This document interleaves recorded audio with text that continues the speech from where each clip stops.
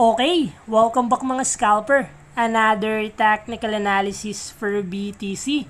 And wag na nga nating patagalin pa.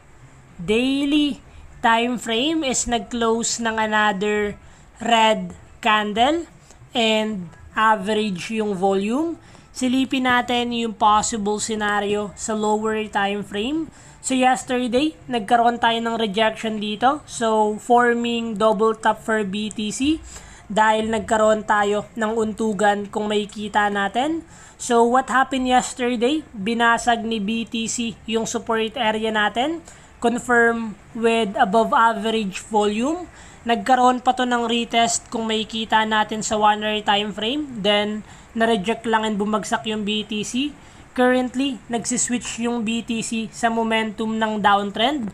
So what we expect sa ganitong scenario?